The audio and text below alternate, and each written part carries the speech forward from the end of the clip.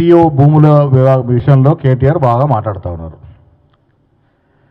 నేను కేటీఆర్ గారిని మీ ద్వారా తెలంగాణ ప్రజల తరఫున ఛాలెంజ్ చేస్తూ ఉన్నా. మీరు 10 ఏళ్ల కాలంలో మీరు హైదరాబాదులో ఉన్నటువంటి బంగారం లాంటి ప్రభుత్వ భూములు ఎన్ని వేల ఎకరాలు అప్పనంగా అమ్మేశారు, ఎన్ని వేల ఎకరాలని మీ అనుయులకి కట్టబెట్టారు, ఎన్ని వేల ఎకరాలని డీఫారెస్ట్ చేశారు,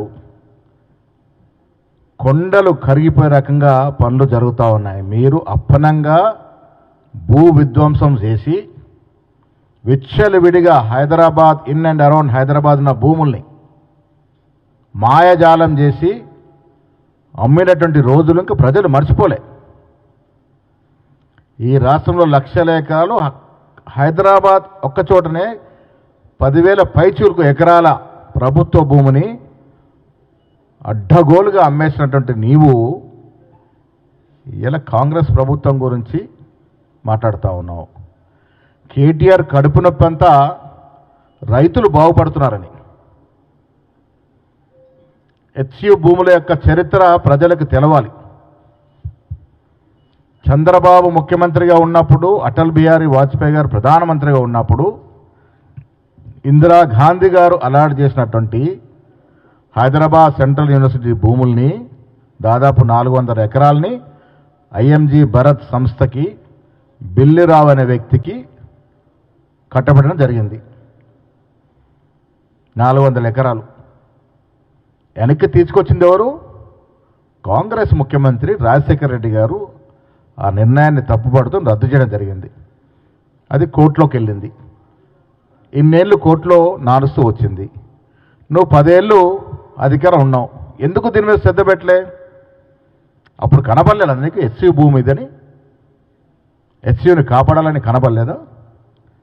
యథేచ్ఛగా రాష్ట్రం యూనివర్సిటీ భూములు కబ్జాకి కారకులైనట్టు మీరు మీ నాయకులు యథేచ్ఛగా దోపిడీ చేసినటువంటి మీరు, కాకతీయ యూనివర్సిటీ కానీ, ఉస్మానియా కానీ, తెలంగాణ యూనివర్సిటీ కానీ ఎక్కడికక్కడ మీ నాయకులు దోపిడీ చేస్తే వాళ్ళు హెచ్సి గురించి మాట్లాడుతున్నారు. హెచ్సి భూముల యొక్క చరిత్ర ప్రజలకు తెలవాలి. రాజశేఖర రెడ్డి గారు రద్దు చేసిన తర్వాత కోర్టుకు పోతే రేవంత్ రెడ్డి గారు పీసీ అధ్యక్షుడు ఉన్నప్పుడు హైకోర్టులో సుప్రీంకోర్టులో పోరాడి దీన్ని విజయం సాధించిన సందర్భం. కేటీఆర్ గారు ఏం చేశారు? 10 ఏళ్ల కాలంలో అదే ఐఎంజీ భరత్ సంస్థతో 30% ముడుపులు మాట్లాడుకొని ఇవాళ 5,200 కోట్లు అయితే మాట్లాడుతూ ఉన్నాడో అది వారికి రావాల్సినటువంటి ముడుపుల యొక్క ధర. ఆ పద్దు 5,200 కోట్ల పద్దు అనేది కేటీఆర్కి బిల్లిరావు ఒప్పుకున్నటువంటి 30% నిధులు లంచం. ఇవాళ కాంగ్రెస్ ప్రభుత్వం అధికారంలో రాకుండా ఉండుంటే ఇప్పటి వరకు బిల్లిరావుతో కేటీఆర్ గారు కుమ్మక్కై 30% నిధులు లంచం 5,000 కోట్లు 200 తీసుకొని ఈ సంస్థని ఐఎంజీ భరత్కి అప్పగించేవాడు. ఇది వారికి ఉన్న ఒప్పందం. కేటీఆర్ దురదృష్టానికి మేము అధికారంలోకి వచ్చాం. ఇప్పుడు ఏమైపోయింది పరిస్థితి? రైతులు బాగుపడుతున్నారు. ఇప్పుడు ఇది వాస్తవాలకు వెళ్తే ఇది ప్రభుత్వ భూమి.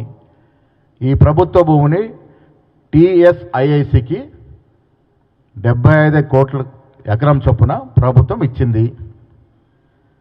ఇన్ టర్న్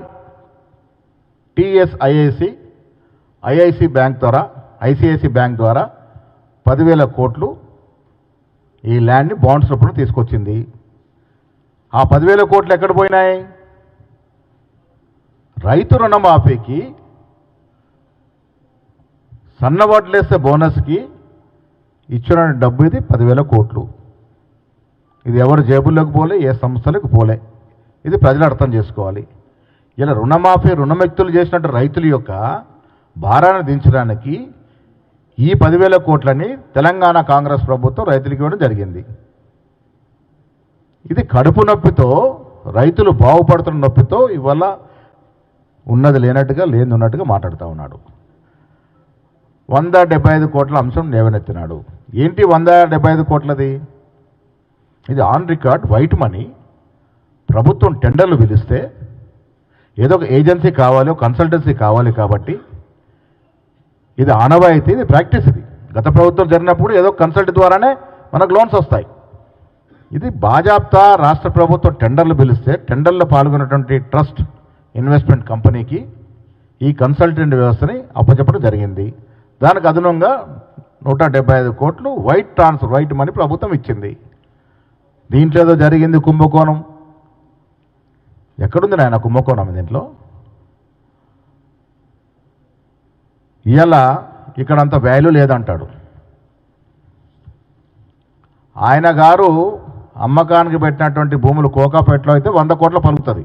బాజాప్తా ఆక్షన్ చేసి 100 కోట్లకు అమ్మామని అడ్వర్టైజ్మెంట్. రియల్ ఎస్టేట్ కంపెనీల కన్నా ఎక్కువ ప్రభుత్వం అడ్వర్టైజ్మెంట్ ఇచ్చేది. లక్షల కోట్లు, 1000 కోట్లు తగిలేశారు అడ్వర్టైజ్మెంట్ మీద.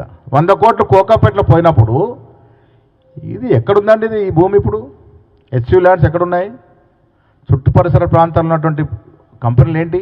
ఐఎస్బి కానీ, ఇన్ఫోసిస్ కానీ, మైక్రోసాఫ్ట్ కానీ, విప్రో కానీ, గూగుల్ కానీ, టీసీఎస్ కానీ, డిలైట్ కానీ, ఏడీపీ కానీ, డిఎల్ఎఫ్ కానీ, యాక్సెంచర్ కానీ ఉన్నటువంటి ప్రాంతంలో ఈ భూమి ఉంది. అమెరికన్ కౌన్సిలేట్ కానుకొని ఇక్కడ 100 కోట్లు ఉండదా?